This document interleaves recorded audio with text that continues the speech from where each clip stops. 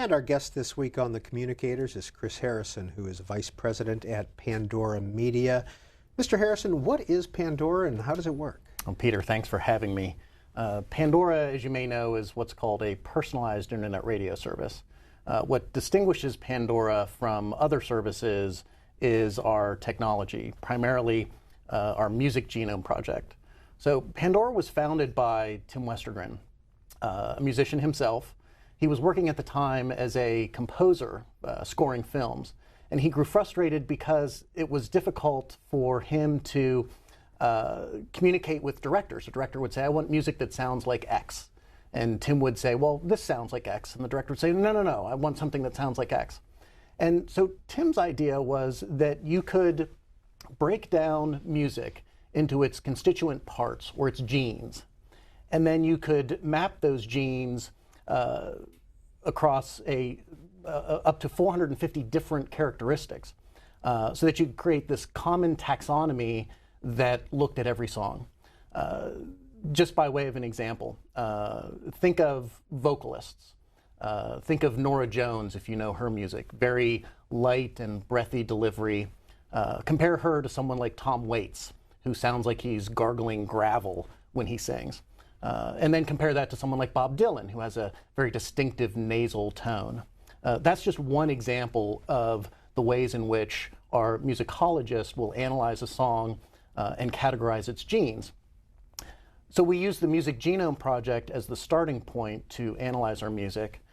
We also then use collective intelligence. So think of that as how a song plays for everybody on the service. So if you have a station that you seeded with the Allman Brothers, for example, we can tell how well songs by the Marshall Tucker Band plays for everyone who has a similar station. In addition to collective intelligence, we also use collaborative filtering, which you can think of as sort of the individual level kind of analysis.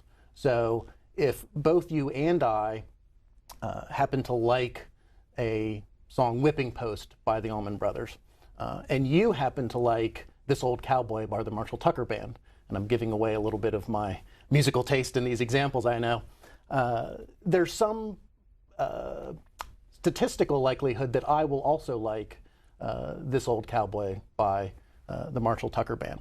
So we take those three ways of looking at music, and then listeners come onto the service, and they're asked to give us the name of a song or an artist or a genre of music, and they start the service, and we deliver a personalized station for them. So let's say you're playing a Norah Jones song. When it plays, who gets paid? Well, in that context, we're going to pay two different royalties. So one of the things that copyright is a very complex beast, and music licensing even more so. When we play music on Pandora, we're actually playing two different copyrights. One is the recording. That's typically owned by the record label, and that's Norah Jones' version, the recording that she made of the song. We're also paying... So the record company gets paid? The record company gets paid. The song itself, the notes and lyrics, think of it in the physical world as the sheet music. That's the songwriter who wrote the notes and the lyrics, and those rights are typically controlled by the music publisher. So we're paying a royalty to the music publishers as well. And how does Pandora make money? We're primarily an ad-supported business. So we have a subscription service which allows listeners to pay a monthly fee and not receive ads. But the vast majority of our listeners and the vast majority of our revenue derives from our sale of advertising. We're very good, we like to think, at delivering targeted ads. You may have read recently about our political segmentation and our ability to target ads based on political party. Our value proposition there is, again, because we're a one-to-one medium as opposed to traditional AM/FM radio, where we play one song to whomever happens to be tuned into the station at that particular moment. We know what song you're listening to at any time. In fact, we know what device you're listening to it on. So for example, we're integrated in many car models. listening in the car has historically been a place where a lot of people consume listening in AM/FM. We have about 4 million activations in car, and we can tell when you're in the car listening to Pandora, so we can actually target ads to those listeners and make those ads relevant to their driving experience. Well, Chris Harrison, let's talk about some of the issues that Pandora will be facing, and I want to read this quote from Kerry Sherman of the RIAA at a recent congressional hearing. I think you were there. He says that copyright, music licensing, I should say, is an antiquated, complex, time-consuming licensing regime that must be fixed. Do you agree with that? Well, I think there's certainly some areas where we might be able to improve the process. Right now, Pandora operates under what are typically referred to as statutory blanket licenses, which means we can get the rights to play all of the music on our service from essentially 2 sources. So we can get all of the rights from the record labels through the statutory license, which Congress created back in 1995. So it's very simple for us. We follow certain rules that Congress laid down in order to be entitled to use that license. But as long as we follow those rules, we can play any music we want. On the publishing side, it's similar. There are 2 organizations primarily that collect royalties on behalf of their songwriter members. And again, we can play any song that we want based on those 2 licenses. So there's some tremendous efficiencies for us in the existing system that facilitates innovation and allows innovators like us to enter the market relatively easily. Well, to talk about some of those issues, joining us is Haley Tsukayama of the Washington Post. Thanks for having me. I know that you were on the Hill to talk specifically about the consent decrees that go on for BMI and ASCAP. So could you talk a little bit about what those consent decrees are and sort of, in the face of this changing technology, what changes you would like to see to them? Well, again, the consent decrees, were put in place many years ago by the Department of Justice, which had filed antitrust claims against the 2 performing rights societies. Those consent decrees exist to mitigate what's perceived as the market power that derives from licensing copyrights collectively. The publishers have voiced some concern about the current state of licensing, and the Department of Justice is currently reviewing those decrees. They've asked for public comment, and I anticipate that when those comments come out, we'll take an active role in reviewing those and voicing our opinions. And I know, kind of speaking of royalties and sort of, I mean, the music industry has changed so much. It's been a very, just in the way as consumers look at it, right? The way that they get their music. And I think this system is so complicated and there have been so many changes, but from a consumer point of view, people are really interested in saying, well, how do you keep prices low and make sure that that this industry can keep thriving? Because obviously we all enjoy music. So I'm just kind of interested in sort of what you see as the pathway to doing that. So Pandora is radio. That's how the service was envisioned initially when it launched in 2005. Ad-supported radio has a long history in the U.S., very culturally significant because it allows the widest dissemination of popular music to listeners. They don't have to pay for it. We are primarily ad-supported and view ourselves as an extension of that ad-supported AM/FM radio market. Because we're ad-supported, a listener doesn't have to pay $10 a month for a subscription to the service. I think in the U.S. we're over 80% penetrated with internet access. So we are integrated in about 1,000 different devices, not just your mobile phone. You can actually listen to us on a refrigerator now. So this ubiquity of access for us is really a way to reach listeners really across the entire socioeconomic spectrum and enable them to listen to the music that they love, even if a local AM/FM broadcaster doesn't have a station that broadcasts that music. Mr. Harrison, just to follow up on Haley's question about the changing landscape of the music industry, how are you different than a terrestrial radio station? Are the rules different for you than they are for a traditional AM/FM station? There are different rules. As I mentioned, copyright's complex, music licensing especially so. There are different licensing regimes that operate. I think fundamentally the technology is different, right? A broadcast by its name is just that. You are playing a single song to all of your listeners tuned into that station.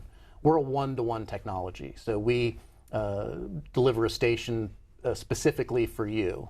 And that enables us to do some things that broadcast radio can't. We can be more personalized than broadcast radio. It allows us to really deliver content that might not be available in your local broadcast market. So if you happen to really like jazz music or bluegrass and there's not a local station broadcasting that genre, you can still access it through your Pandora account. When it comes to ASCAP, first of all, what are ASCAP and BMI? ASCAP and BMI are the two largest performing rights societies. They represent music publishers and songwriters. Do they support Pandora and other online radio stations? Well, I think they recognize that online listening is the future, that we're, if you look at Pandora's share of all radio listening, it's increased steadily since our launch. I think we last reported we're just north of 9% of all radio listening. So we're part of the landscape, the music listening landscape. And we provide a really valuable platform for artists and songwriters to have their music heard.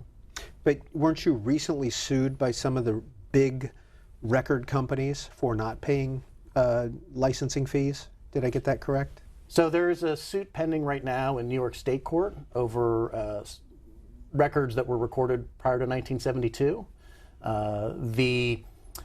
The Copyright Act, we're into the complexity again. The Copyright Act until 1972 didn't recognize sound recordings for federal copyright at all.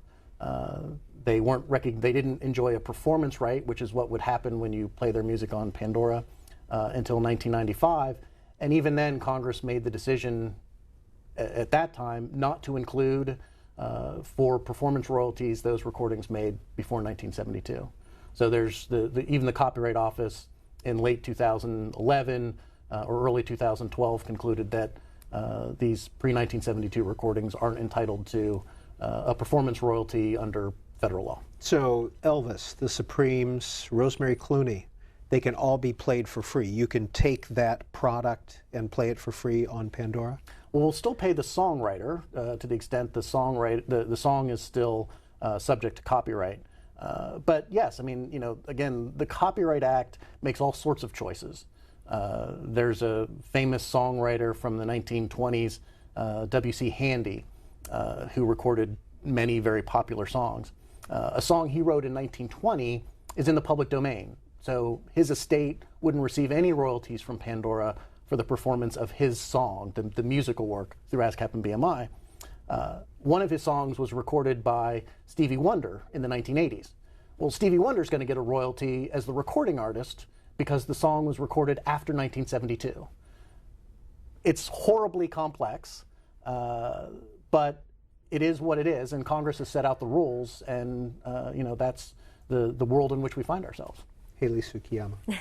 So certainly we've seen with the rise of YouTube and all of these user-generated kind of sites, people are putting their work out there more often on their own.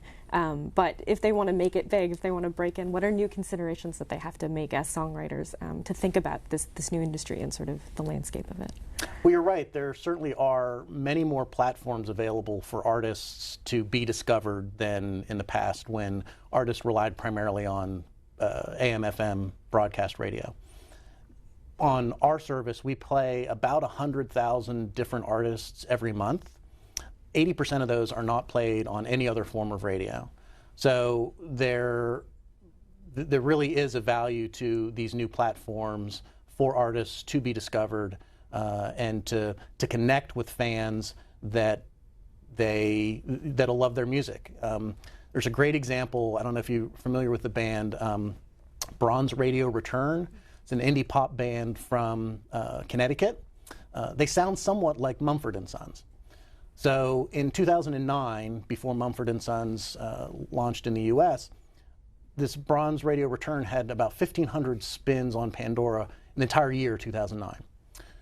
2010 comes along, Mumford & Sons breaks, they're on the Grammys, they're very popular, and people start seeding stations on Pandora with Mumford & Sons. And through our Music Genome Project and our collective intelligence and collaborative filtering, we're able to say, hey, you might, if you like the Mumford & Sons, you might like this new band, Bronze Radio Return. Last year, that band had 8.4 million spins on Pandora. It's just a great example of the value of our platform in helping artists connect with the fans that love their music. And how do you balance because I'm sure if people go into Pandora and they say, I want to hear Norah Jones, then, they're expecting to hear songs that they know and maybe a few that, that they don't. How do you balance making sure that you're surfacing new artists, but also making sure that people get what they want? Part of the secret sauce, that you're absolutely right. We spend a lot of time analyzing our listener behavior and looking at, are we playing enough new music for listeners? Are we playing too much? And we have lots of data scientists who spend lots of time doing math that I can't understand to try and solve that. Representative John Conyers and some others have introduced a bill called the Respect Act to get more music royalties to artists pre-1972. Do you support that? What's the danger in that? Well, I think fundamentally, it's unfairly targeting internet radio because the only services that would have to pay that royalty are internet services. We've talked about publicly that we would support full federalization of pre-1972 recordings. And what does that mean? Well, there are important protections built into the Copyright Act. It's not just rights that are granted to copyright owners. There are important protections like fair use, the ability of libraries to keep archival copies. There's actually rights of termination of transfers that artists have. All of those protections are built into the Copyright Act that aren't part of the Respect Act. If Congress wanted to fully federalize and provide not just the rights to these copyrights, but also the protections for consumers and libraries and artists, then we'd support that. Is this, in a sense, new technology versus old line companies? We've seen some of these battles or issues in tech issues before. I think there's always been a tension between content owners and technology. I mean, if you go back, there was a time when publishers were against radio, when terrestrial radio launched. You look at beta and VCR tapes, you look at digital audio tapes. There's always a tension between new technology and copyright owners as the market tries to figure out are consumers going to like this? And if they do, what does that mean to the rest of my business model? Mr. Harrison, Congress has been deliberating for quite a while on copyright law. What would you like to see done from your perspective? Well, first of all, applaud Chairman Goodlatte for his leadership in looking at these issues. I had the pleasure of testifying before the IP subcommittee last month. They're taking what I think is the appropriate approach, which is a comprehensive and full look at all of the issues associated with copyright. And hopefully what comes out of this is a real productive conversation of all the relevant stakeholders, including, frankly, the consumers at the end of the day who benefit from innovating technologies like Pandora, and that we can find a way to improve the system where it can be improved. I know that Pandora is also increasing its presence in DC, that you've opened an office here. What are some of the other issues that you're looking at in terms of? Sure, obviously music licensing and copyright reform is top of mind for us. But we're clearly focused on issues that are of importance to technology companies generally, right? So patent reform, net neutrality, privacy issues, those kinds of things. You have described, or Pandora's been described by your folks as a big data company. What does that mean? Or big data provider. Well, we track every interaction that we have with our listeners. So when you log on to the service, we know you've logged on. When you launch a station, we know what station you've launched. We know what songs you listen to, and we have this feature, thumbing up and thumbing down, which is exactly what it sounds like. There's a little thumb icon on your screen, and if you like a song, you can thumb it up. If you don't, you thumb it down. We keep track of all of those interactions. We have more than 30 billion of those captured since we launched the service. That allows us to do things like this political segmentation that I talked about earlier, where we can take the information that we have and look at what listeners are most likely to respond to. That's the real value add that we bring to our advertisers, is that ability to target against particular demographics. When a user launches the service for the first time, we ask them for their gender, their age, and their zip code. That, in combination with their listener behavior, allows us to more precisely target ads, which we think we're going to be more relevant to the listener, provide more value to the advertiser.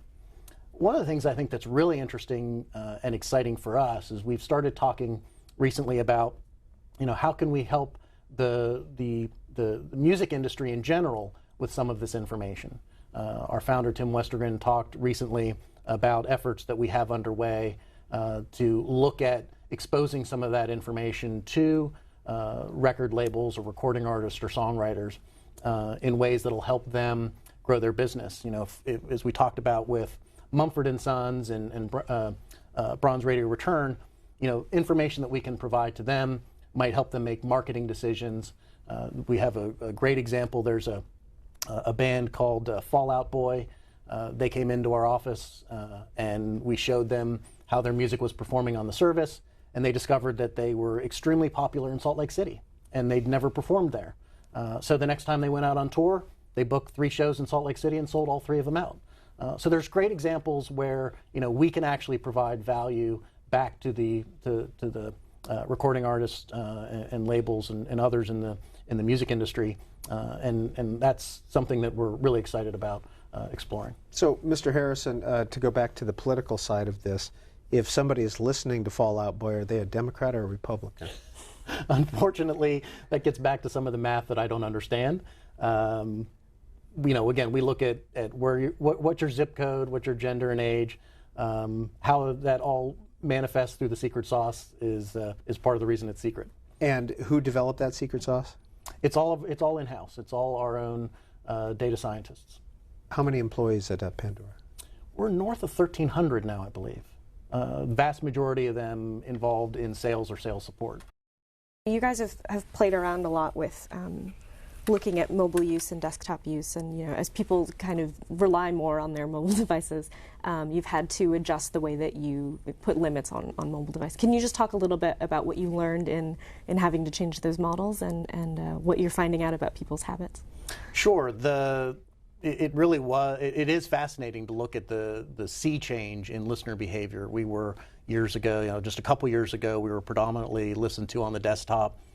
Today, I believe we're close to 80%. We may even be over 80% of our listening now occurs on mobile devices.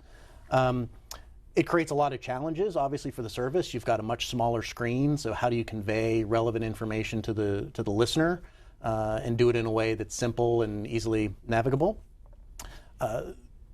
Unfortunately, advertisers haven't moved over to mobile as rapidly as listeners have. And so the monetization of our mobile listeners is slightly behind where we are on the desktop. We're extremely proud of the efforts we've made around mobile monetization. We're third behind Facebook and Google in terms of our ability to monetize our mobile listeners. We've pioneered a lot of the new ad products for mobile listeners. I mean, audio advertising over a mobile device is a really new and exciting form of advertising. We do lots of research around how well ads perform. Because we don't monetize as well today on mobile as we do on the desktop, though, the royalties we pay are the same. And so last year we implemented some measures to try and slow the growth of listening on the mobile device in order to give us an opportunity to have that monetization catch up to the desktop. We were able to do that and have removed those caps. But it's essentially, I mean, we did the same thing years ago on the desktop when we had a big spike in listenership and we needed time to have the revenue, the monetization catch up with the listening. Is that sort of a problem you have overall? The larger you get, the more royalties you pay? Is there ever a way to get away from that sort of loop? I'm not sure if there's a way to get around it. It's certainly a positive problem to have. You know, we keep growing listeners, we keep growing listener hours. That provides us more opportunities to sell advertising. You know, we've really focused on local ad sales. If you think about AM/FM broadcast radio, the vast majority of the revenue gets generated at the local level. Car dealerships. Car dealerships, exactly. We're in 37, I believe, local markets today, with sales reps, feet on the street, knocking on dealership doors, selling ads in direct competition with their local AM/FM broadcasters. So, you know, that's really where we see the biggest opportunity for us to increase that monetization. Mr. Harrison, could Congress destroy your business if it changes the laws in a certain way? Well, I don't know about that. I think, you know, again, the music licensing is a very complicated set of rules, and we're excited to participate in Chairman Goodlatte's review of those. And, you know, we're confident that whatever comes out of this next Congress, our voice will be heard, and Congress will do the right thing. Do you foresee copyright reform in this Congress, or will it carry over?